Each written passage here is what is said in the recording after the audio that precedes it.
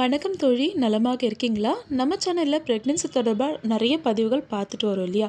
இதில் நிறைய பேருக்கு இருக்கக்கூடிய சந்தேகம் என்னென்னா, ஒவ்வொரு மாதமும் ப்ரெக்னென்சிக்காக எதிர்பார்க்குறேன். ஆனால் எந்த விதமான அறிகுறியும் இல்லாமலோ அல்லது அறிகுறிகள் இருந்தோ எனக்கு பீரியட்ஸ் வந்துடுது. நானும் எல்லா விதமான முயற்சிகளையும் எடுத்து பார்த்துட்டு ஆனால் ஒரு பிரயோஜனமும் இல்லை அப்படின்னக்கூடிய தோழிகள் இந்த வீடியோவை ஸ்கிப் பண்ணாமல் முழுசாக பாருங்கள்.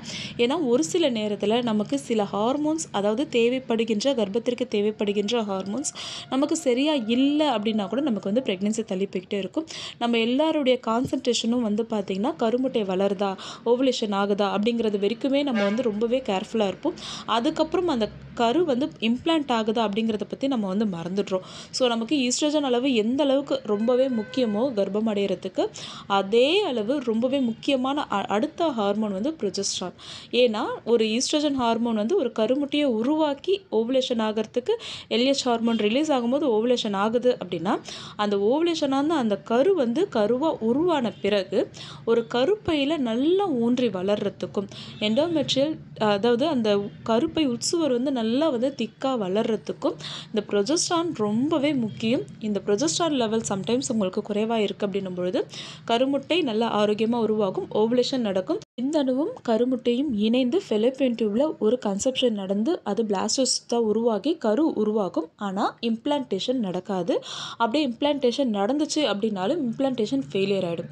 சம்டைம்ஸ் உங்களுக்கு கரு உருவாகி இம்ப்ளான்ட் ஆகிருக்கிறது அப்படிங்கிறது தெரியறதுக்கு முன்னாடியே கூட உங்களுக்கு அது மிஸ்கேரேஜாக பீரியட் மாதிரியே வெளியே வந்துடும். இதுக்கெல்லாம் காரணம் என்னன்னு பார்த்தீங்கன்னா, ப்ரொஜெஸ்ட்ரான் லெவல் ரொம்பவே குறைவாக இருக்குது அப்படிங்கிறது தான். ஒருவேளை ஒரு பெண்ணுக்கு ப்ரொஜெஸ்ட்ரான் லெவல் குறைவாக இருக்குது அப்படிங்கிறத நம்ம எந்தெந்த அறிகுறியை வச்சு கண்டுபிடிக்கலாம் அப்படிங்கிறத பற்றி தான் இந்த வீடியோவில் பார்க்க போகிறோம். வீடியோ பார்க்குறதுக்கு முன்னாடி இன்னும் நம்ம சேனலை சப்ஸ்கிரைப் பண்ணலைன்னா பண்ணிக்கோங்க. ப்ரெக்னென்சி தொடர்பாக இன்னும் நிறைய விஷயங்களை நீங்கள் தெரிஞ்சுக்கலாம். இப்போ நம்ம வீடியோ பார்த்துடலாம். நான் ஃபஸ்ட்டே சொன்ன மாதிரி, ஒருவேளை நீங்கள் கர்ப்பம் ஆயிட்டீங்க, உங்களுக்கு ப்ரொஜெஸ்ட்ரான் லெவல் கரெக்டான அளவில் இருக்குது அப்படின்னா உங்களுக்கு நார்மலாகவே ப்ரெக்னென்சிக்கு உண்டான எல்லா சிம்டம்ஸும் ஆரம்பிச்சிடும். ஆனால் சில சமயம் பார்த்தீங்கன்னா இந்த ப்ரொஜெஸ்ட்ரான் லெவல் ரொம்பவே லோவாக இருக்கிறதுனாலேயே இம்ப்ளான்ட் ஆகியும் அந்த கரு சரியாக வளர முடியாமல் நமக்கு பீரியடாக வெளியே வந்துடும். ஸோ உங்களுக்கு ப்ரொஜெஸ்ட்ரான் லெவல் ரொம்ப லோவாக இருக்குது அப்படின்னா உங்களுக்கு தெரியக்கூடிய ஃபஸ்ட்டு சிம்டம்ஸே ரொம்ப நாளாக கரு தள்ளிட்டு போயிட்டே இருக்கும். அதாவது நல்ல ஹெல்த்தியான ஃபுட்ஸ் எடுத்தாலும் உங்களுக்கு ப்ரெக்னென்சி பாசிட்டிவ் ஆகவே ஆகாது. சிலருக்கு சிகிச்சையில் இருக்கும் பொழுது கூட ப்ரொஜெஸ்ட்ரான் டேப்லெட் கொடுத்துமே அவங்களுக்கு ப்ரொஜெஸ்ட்ரான் இன்க்ரீஸ் ஆகாது. ஸோ அப்படி இருக்கக்கூடியவங்களாம் சில உணவு முறைகளை ஃபாலோ பண்ணிங்க அப்படின்னாலே கண்டிப்பாக அதை நல்லாவே இம்ப்ரூவ் பண்ண முடியும். சரி, என்னென்ன அறிகுறிகள் இருக்கும் ப்ரொஜெஸ்ட்ரான் ரொம்ப லோவாக இருந்துச்சு அப்படின்னா பார்த்துடலாம். அதாவது நிறைய தோழிகள் கூட நம்மளுடைய கமெண்ட்டில் கேட்டிருப்பாங்க, அக்கா எனக்கு தேவையில்லாத நேரத்தில் கூட ஸ்பாட்டிங் இருக்குது, நான் அடிக்கடி என்னோடய இன்னர்வேரில் நான் பிளட் சாம்பிளை பார்க்குறேன் அப்படின்னு சொல்லிட்டு கேட்டிருந்தாங்க. அதாவது இது இம்ப்ளான்டேஷன் ப்ளீடிங் அப்படிங்கிறது வேறு. எப்போவுமே யூரின் போகும்போதெல்லாம் நமக்கு ஒரு ட்ராப் பிளட் வந்துக்கிட்டே இருக்குது அப்படின்னா இது கண்டிப்பாக ஹார்மோன் சம்மந்தப்பட்ட பிரச்சனை அப்படிங்கிறத புரிஞ்சுக்கோங்க. முக்கியமாக தைராய்டு பிரச்சனை இருக்கிறவங்களுக்கும் ப்ரொஜெஸ்ட்ரான் லெவல் ரொம்ப ரொம்ப லோவாக இருக்குது அப்படின்னக்கூடியவங்களுக்கும் இந்த மாதிரி ஸ்பாட்டிங் இருந்துக்கிட்டே இருக்கும். சம்டைம்ஸ் இது இம்ப்ளான்டேஷன் ப்ளீடிங்க்கு நம்ம தப்பாக கால்குலேட் பண்ணுறோம். ஆனால் இது ஹார்மோனல் இம்பேலன்சிங்னாலேயும் நமக்கு இந்த மாதிரி ஸ்பாட்டிங் இருந்துக்கிட்டே இருக்கும். அடுத்தது லோ ப்ளீடிங். உங்களுக்கு பீரியட்ஸ் ஒன்ஸ் ஆயிடுச்சு அப்படின்னா கூட ரொம்பவே கம்மியான ப்ளீடிங் வர்றது, இதுவும் பார்த்தீங்கன்னா ப்ரொஜெஸ்ட்ரான் லெவல் ரொம்பவே குறைவாக இருக்குது அப்படிங்கிறதுக்கான ஒரு அறிகுறியாக இருக்கலாம்.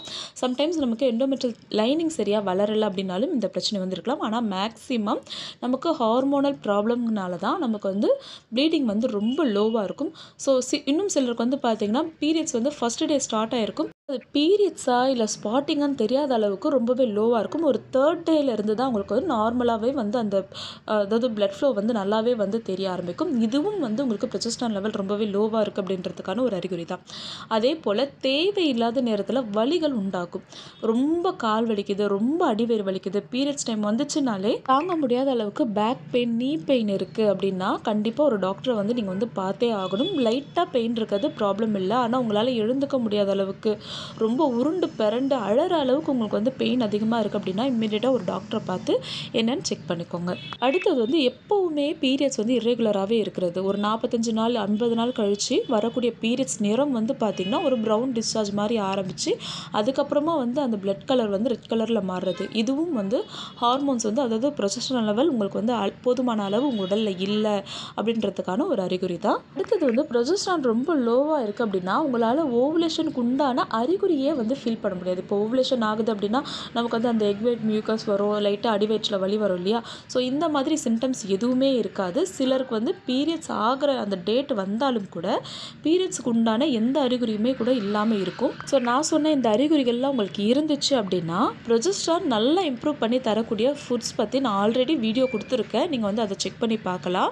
ஆஃப்டர் ஓவுலேஷன் பச்சை பட்டாணி, பச்சை பயிறு, அதிகமான நட்ஸ், அது வந்து பூசணி விதையாக இருக்கலாம், வால்நட், பாதாம், இதெல்லாம் ரெகுலராக எடுத்துக்கோங்க. அதே போல் முட்டைகோஸ், காலிஃப்ளவர், ப்ரொக்கோலி, மத்திமீன், பச்சை வேர்க்கடலை இதுவும் நீங்கள் வந்து எடுத்துக்கலாம். இதற்கு கூடவே சிட்ரஸ் ஃப்ரூட்டையும் நீங்கள் வந்து சேர்த்து எடுத்துக்கும் பொழுது ப்ரொஜெஸ்ட்ரான் லெவல் வந்து நல்லாவே இன்க்ரீஸ் ஆகும். உங்களுக்கு இம்ப்ளான்டேஷன் ஃபெயிலியர் அப்படிங்கிறது ஆகாமல் கரு வந்து நல்லபடியாக தங்கும். ஸோ இந்த வீடியோ பிடிச்சிருந்ததுன்னா மறக்காமல் ஒரு லைக் பண்ணுங்கள். கண்டிப்பாக நான் சொன்ன விஷயங்களை ஃபாலோ பண்ணுங்கள். அடுத்து ஒரு நல்ல பதிவில் சந்திக்கலாம் தோழி. நன்றி.